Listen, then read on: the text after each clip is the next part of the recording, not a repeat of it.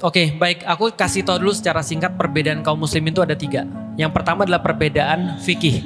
Perbedaan fikih, Bapak Ibu sudah sering lihat di Indonesia kan ya, perbedaan fikih. Contoh misalnya kayak terawih.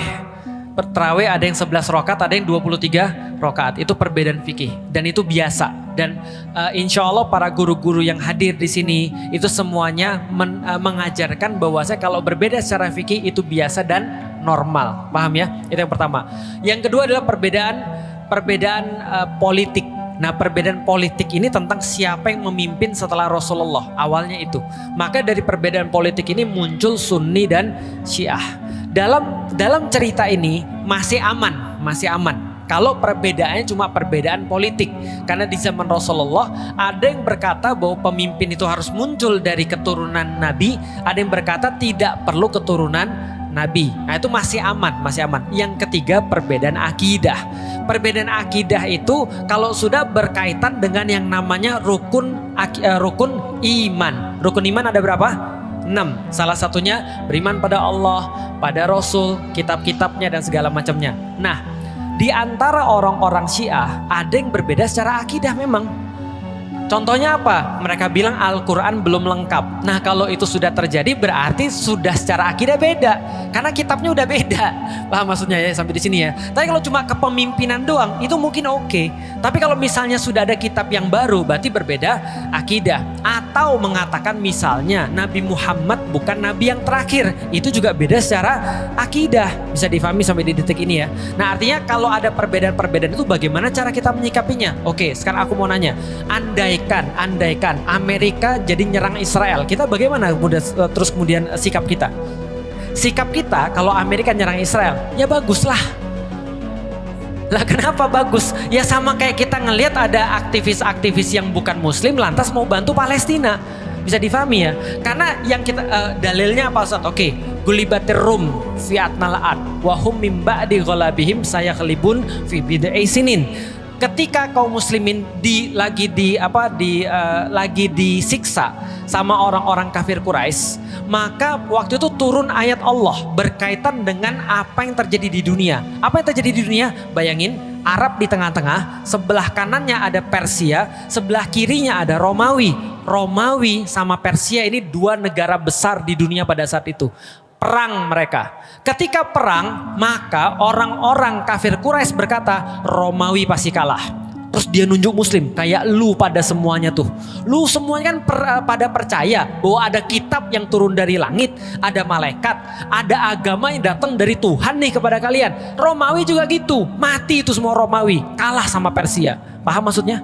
Di titik ini orang-orang kafir Quraisy menyamakan mereka dengan Persia dan umat muslim dengan Romawi. Maka ketika ditanyakan pada Rasulullah Sallallahu Alaihi Wasallam, maka Rasul menjawab ketika turun ayat gulibatir rum, akan dikalahkan orang-orang Romawi fi atnal ard, di tempat yang paling rendah.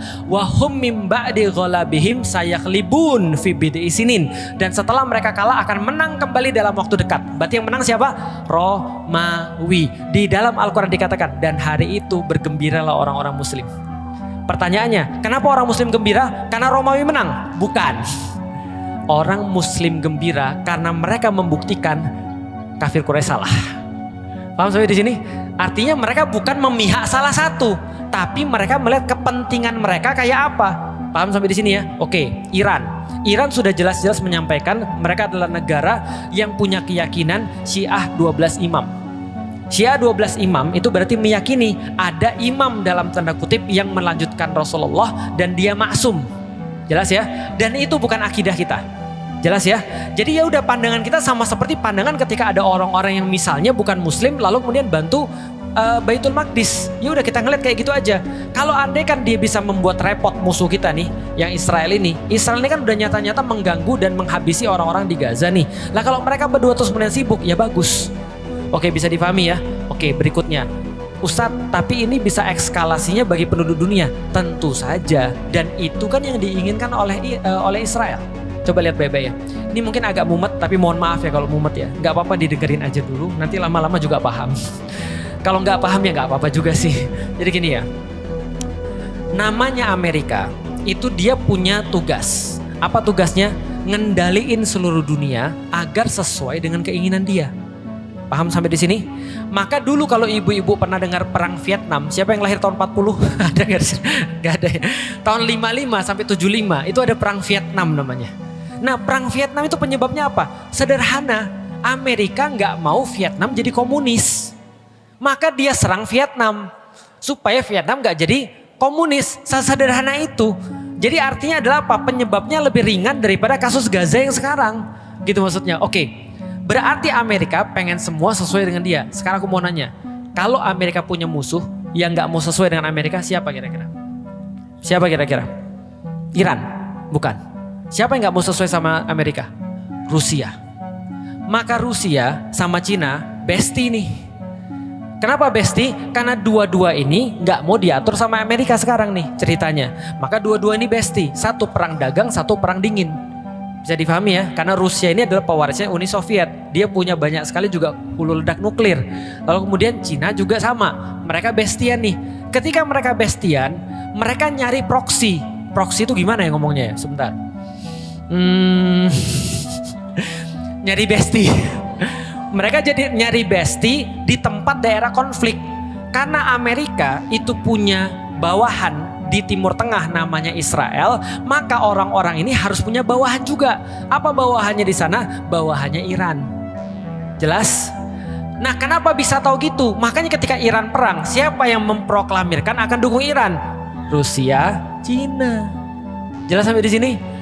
Nah, maka ini sekalian nih. Artinya Amerika pengen ngendaliin Rusia, Iran dan segala macam supaya mereka nggak punya ancaman, minimal nuklirnya hilang.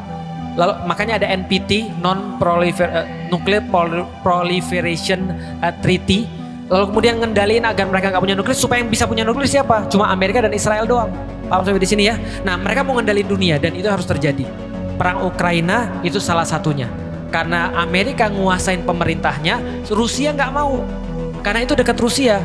Ini masalah negara doang. Indonesia gimana? Nonton Indonesia. Kan turut nonton dalam perselisihan dunia kan Indonesia kan gitu. Nah, artinya ini yang terjadi nih. Oke, balik lagi. Kalau kita bahas tentang masalah Iran, apakah Iran menyerang Israel karena dia pro dengan Palestina? Jawabannya tidak. Karena Iran nyerang Israel karena dia diserang duluan, sederhana, gitu kan ya. Dan ada video tuh Netanyahu ngomong ke publik, bikin video. Apa yang dia bilang? Dia bilang begini, saya berbicara pada rakyat-rakyat Iran yang terhormat untuk dalam tanda kutip menggulingkan pemerintahan yang sekarang untuk balik lagi ke masa lalu. Tahu masa lalunya apa? Dia ngomong sendiri. Kita udah jelasin di kajian kita tuh. Apa masa lalunya? Iran sama Israel itu bestie. Baru tahu. Karena yang ngebuat kuil Sulaiman yang kedua itu Iran, itu Persia. Maka mereka dulunya bestie. Maka Netanyahu bilang, mari kita kembali ke masa lalu di mana kita bestian. Bahwa Cyrus Agung itu adalah raja Persia yang luar biasa, itu membangunkan kuil Yahudi buat kami. Maka gulingkan pemerintahan Anda sekarang, lalu kemudian ayolah bareng-bareng kita main bola. Itu kata dia tuh. Artinya dia bukan untuk Palestina, dia justru pengen menjadikan Iran sebagai bagian bestinya dia. Paham sampai di sini? Jadi jangan juga kita heboh bahwasanya dia bantu orang muslim. Enggak juga. Itu memang kepentingannya Iran. Iran gak mau juga dikuasai sama Israel. Karena sekarang masih bestian sama Rusia dan Cina. Mumet ya? Nah, ini pembelajaran namanya. Dimutakin belajarnya tentang geopolitik gitu ya. Nah, karena itu adalah fakta-fakta yang terjadi. Makanya Netanyahu sekarang mau menjadikan Iran sebagai tadi balik lagi ke zaman, oh by the way, aku sedikit mau cerita tentang Iran. Teman-teman tahu bahwasanya Iran sekarang tuh apa? Republik Islam Iran. Tapi sebelum jadi Republik Islam Iran, apa itu? Negaranya bukan negara Republik Islam Iran, tapi negara yang sekuler yang dikepalai namanya Shah Reza Pahlavi. Nah, pas sama Shah Reza Pahlavi ini bestian sama AS, sama Amerika Serikat.